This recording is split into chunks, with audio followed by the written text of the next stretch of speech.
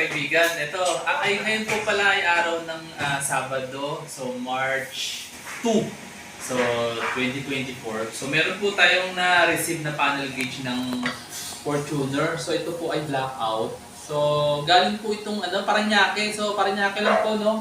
Malapit lang siya. So ang pinagawa po ay pinag-grab or pinalalamove na lang po itong panel gauge nito para mapa-ship dito. So saglit lang to, siguro mga 30 to 45 minutes lang po. Kasi sa Parañaque nag-home service din po ako doon. So pero ito po na lang po niya, pinalalamove na lang po or pina-grab. Okay. So anyway, so ito po, check po muna natin, no. Okay. Safe naman po ito kapag ka pinapa-ship, lalo na kapag ka sa mga malalayong lugar like Rizal.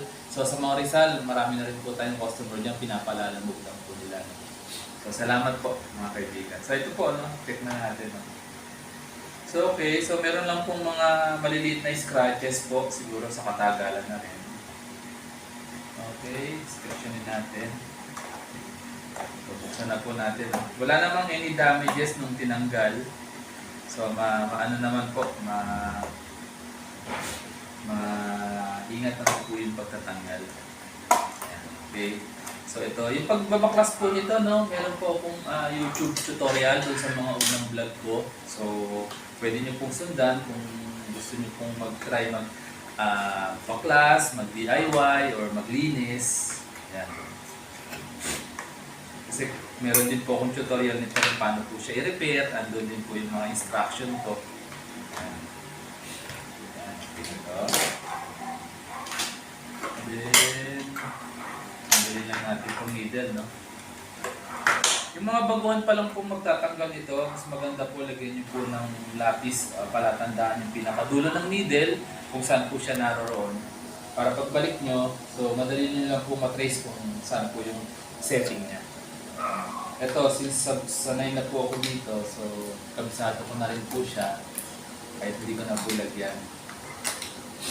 Okay, so titingnan din po natin yung LED nito, no? Kasi yung mga ganitong model kasi na matagal na, gamitin man o hindi, ang lifespan lang kasi ng LED natin ay nasa 5 years lang po. So beyond 5 years, yun po ay talagang medyo quality na po talaga siya.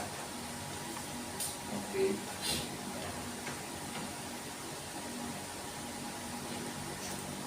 Okay. So maya siya nga pala, ito nagpe-prepare din ako para bukas kasi naka-schedule ako sa Quezon City Circle pagka Sunday. So meron tayong mga customer na doon na naka-schedule na. Yan, so far wala naman pong anything na na-repair or nalubog sa baha. Kasi pag may mga ganong cases po kasi medyo ang hirap na po talagang i-repair yun eh. Okay. Yan, papalitan po natin ng mga piyesa yan, no? So far so good. Okay. Yan.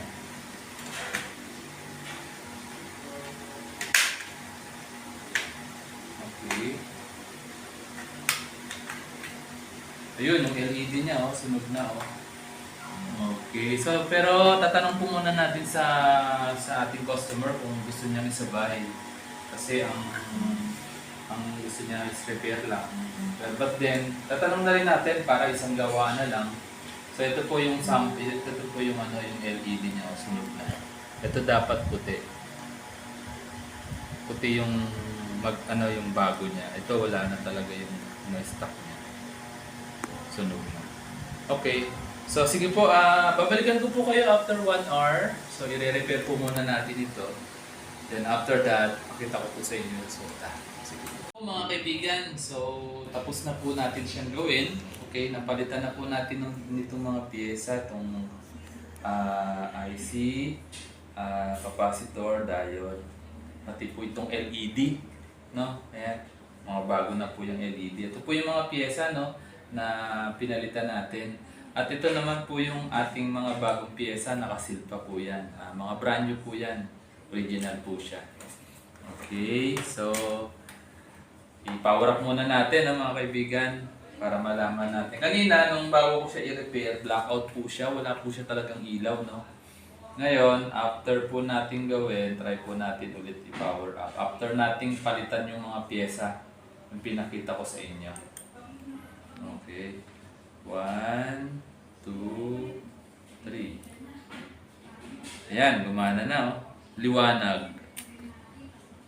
Kasi yung iba niyan, pundido na kanina. Saka maitim na. Yun ang kita naman po doon sa, sa mga pyesa na yan. So, bibilangin po natin siya. Bali, total po yan, 21. 1, 2, 3, 4, 5, 6, 7, 8, 9, 10, 11, 12, 13, 14, 15, 16, 17, 18, 19, 20, 21. Yan, kompleto po. Okay, tapos i-case na po natin siya. So bago nyo po i-case, linisan nyo po muna itong loob. So brushin nyo muna po siya. Okay. So pagka turn yung i-brush, tanggalin nyo po ito. Naka-clip lang naman po itong plastic cover niya. Kasi ito po yun ang itim na. So kasi dito po nag-i-stay yung mga alikabok. Kasi malapit po ito sa aircon. Kaya tinatamaan po siya ng mga doon, yung buga ng aircon. Tapos nag-i-stay po yung alikabok sa kanya. Nai-stack pala. So ayan. Okay na. So i-salpak na po natin to. Okay. Yan. Okay na. Mabilis lang naman pong madali lang po siyang isalpak. Ito, ingatan nyo lang po ito mga kaibigan. Itong LCD. Kasi brittle. Mabasagin mo po. Pa to. Madaling mabali yung pin. Kaya pagka sinalpak ninyo, ingatan nyo rin po. Pagka medyo nahihirapan pong lubog, huwag nyo pong pilitin, baka mabali po yung paa. Kasi wala pong nabibilhan nito eh. Or else, bibili po kayo ng buo talaga. Okay. Yung LED po na inilagay natin, puti na lang din po siya, yung original na LED na kulay niya. Pero brand new po yun. Brand new po siya. Kasi po, gusto po ng may-ari ay stock lang po siya. Yung original po na kulay. Okay. Pero yung iba naman po, may mga gusto merong touch ng ibang kulay para at least medyo naman bago sa paningin nila. Okay. So depende po yan sa sa mga gusto ng customer. Okay. So ayan, isalpak niyo na po itong needle. Tapos ingat, huwag niyo masyadong ikalubog. Kasi pagka sumobra yung lubog ninyo, sumasayad po yung needle niya dito sa plastic. So ang nangyayari, hindi po siya makaangat kasi nag-i-stuck po. Since nasayad po siya, hindi po siya makagalaw ng maayos. Okay. So ang gagawin niyo po dito, halimbawa na-set niya na po siya, no? Ayan. Kung saan siya initially setting. Kung saan siya initially nakaset. So ikot niyo po siya. So, mararamdaman nyo po yan kung may sasayad. Pagka may sumasayad po, inangat nyo po lang ng konti. Okay, so after nyan, pag okay na, wala na sumasayad, stay nyo lang po yan sa taas. Okay, so ngayon, ang mangyayari po dyan, kasi pag pinower up po natin yan, magka-calibrate po yan ng kusa. So, yun po yung indication na good na po siya. Then at the same time po, dapat po gumalaw yan pababa. Ngayon, kapag yan po hindi gumalaw pababa at nag-stay pa rin po yan sa gitna, wala siyang response, kahit na may ilaw siya, so ibig sabihin may problema pa rin po. Okay? Yan. Ito naman, nasa nyo lang to. Okay, okay.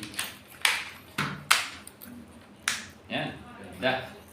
Tapos, ito, linisin nyo po ito ng acrylic cleaner. Ito, magandang panlinis po ito. Pampakinta po yan para siya. Mawala yung mga maanik-anik na alikabok. Yan, magmukhang brand new po. Yan, kasi yung mga alikabok dito, since hindi naman to nabubuksan, so talagang hirap po siyang tanggalin. Okay. So, yan. Okidoki.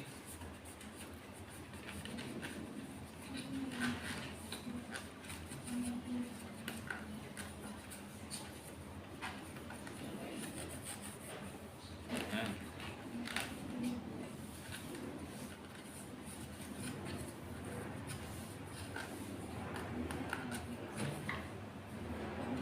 Okay.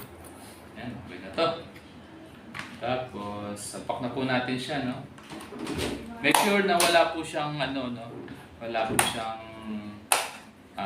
dumi doon sa loob para make sure lang na maganda yung malinis siya at wala siyang dumi at hindi makadistract po doon kapag ka naka-on na yung ilaw. Okay. So, ayan. So, again, ito po ay initially nakaset sa taas. So, kailangan pagka pinawar up po natin yan, gagalaw yan at magkakalibrate na po siya papunta doon sa 0. Okay. So, ayan. Okay. Ialis muna natin itong ano. Ayan, okay. 1, 2, 3. Yun. Ayan. Yan, bababa po yan. Yun, bumaba na, oh. Yan, ang ganda, ang linaw niya. So, yung odometer niya medyo, ayun, mababa pa lang, no? 120K. Yan, ang liwanag niya na, oh. Ang gandang tingnan. Kasi bago na po lahat yung kanyang LED, then at the same time, mga original na po. Ayan na po ito, okay na po ito, calibrated na po siya. Yan, ang ganda, linaw na. Ngayon, itong mga ito, may dimmer po yan doon sa ilalim ng sa side sa may ilalim ng steering wheel. So pag medyo sobrang linaw, pwede niyo pong i-adjust 'yung pababa. Pero pag naman okay na sa inyo 'yung linaw pagka malakas, mas maganda po. Okay na po ito mga kaibigan. So ito po ay taga Parañaque, pinagrab lang, pinalalamove. Pwede naman po ito makuha ngayon din po. Titingnan natin kung ano po yung magiging response ng customer kung gusto niya kunin na rin ngayon at mapabok na rin.